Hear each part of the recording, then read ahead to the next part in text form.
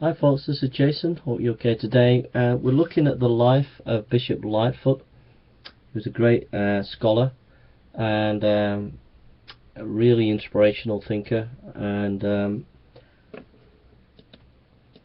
if we're going to look at historical Jesus studies, I think J.B. Lightfoot is an important person. Sorry about this. Lightfoot. This is from F.F. Bruce's article. We're just going to read a little bit of it, and then I'll link to it and you can read it in full. Joseph Barber Lightfoot was born in Liverpool in 1828. His family moved to Birmingham, where from 1844 he was educated at King Edward School under the headmastership of James Prince Lee, late first Bishop of Manchester. At school he formed a lifelong friendship with E.W. Benson, destined to become Archbishop of Canterbury. In 1847 he entered Trinity College, Cambridge, where one of his classical tutors was Brooke Foss Westcott, his senior by only 3 years, and himself a former pupil at King Edward School, Birmingham. He took a double first in classics and mathematics, and in 1852 was elected a Fellow at Trinity, becoming a tutor in the college 5 years later. He was ordained deacon in 1854 and priest in 1858, on both occasions at the hands of Prince Bishop Lee. In 1861 he became Husleyan Professor of Divinity at Cambridge, and in 1875 Lady Margaret Professor. He had been appointed to Canary at St. Paul's in 1871, and in 1879 he was preferred to the See of Durham, where he remained until his death in 1889.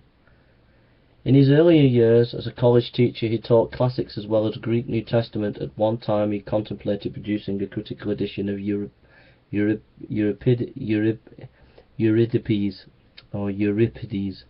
To those years too belong the short-lived Journal of Classical and Sacred Philology in 1854-59, of which he was joint editor.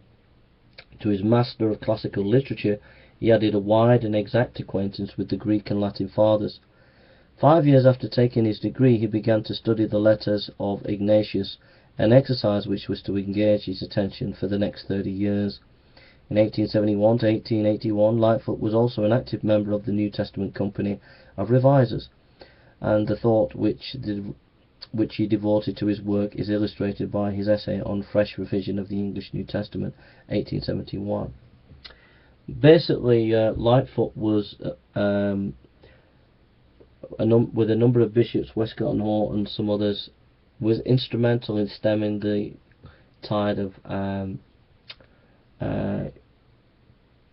extreme skeptical scholarship against the New Testament. And what Lightfoot did is he defeated the skeptics on their own grounds by just doing better scholarship, more rigorous scholarship, and more fair and well-balanced scholarship. And if you want to know more about that, I'll link to this PDF and you'll find out more about it.